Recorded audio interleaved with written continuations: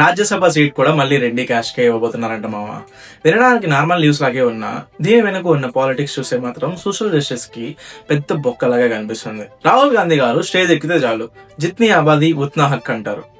అంటే ఎవరి పాపులేషన్ ఎంత ఉంటే వాళ్ళకి పాలనలో అంత షేర్ ఉండాలి అని. కానీ తెలంగాణకి వచ్చేసరికి సీన్ మొత్తం రివర్స్. నువ్వు గ్రౌండ్ రియాలిటీ చూస్తే తెలంగాణ కాంగ్రెస్ లో టాప్ పొజిషన్స్ అన్ని ఒకే కమ్యూనిటీ దగ్గర ఉన్నాయి. CM Reddy, PCC president Reddy, ఇప్పుడు రాజ్యసభ సీట్ కూడా మళ్ళీ రెడ్డికే ఇవ్వబోతున్నారంట. తెలంగాణలో 85% ఉన్న BC, SC, ST and minorities కేవలం స్పీచెస్ కి మాత్రమే గుర్తొస్తారా? రాజ్యసభ సీట్స్ లాంటి కీ పొజిషన్స్ కి పనికిరారా? వేం నరేందర్ రెడ్డి గారు సీఎం కి చాలా క్లోజ్ ఫ్రెండ్. సీట్ ఇవ్వడం తప్పు కాదు, కానీ పార్టీలో 16 మంది సీనియర్స్ ఉన్నారు. ఇందులో బీసీ, ఎస్సీ, ఎస్టీలు ఉన్న వాళ్ళని పక్కన పెట్టేసి కేవలం ఫ్రెండ్షిప్ ఆర్ క్యాష్ కి ప్రియారిటీ ఇవ్వడం ఎంతవరకు కరెక్ట్? రాహుల్ గాంధీ గారు క్యాష్ సెన్సస్ చేసి అందరికీ న్యాయం చేస్తామంటారు, కానీ టికెట్లు, పదవులు ఇచ్చేసరికి ఆ క్యాష్ సెన్సస్ ఏది గుర్తురాదు. సోషల్ జస్టిస్ అని చెప్పి కేవలం పవర్ పాలిటిక్స్ చేస్తే మిమ్మల్ని నమ్మి ఓటు వేసిన BC, SC, ST and minorities కి మీరు ఇచ్చే మెసేజ్ ఏంటి? ఓట్లు వేసే టైంలో అందరూ కావాలి, కానీ సీట్ ఇచ్చేసరికి మాత్రం మళ్ళీ డామినెంట్ క్యాస్టే గుర్తొస్తారు.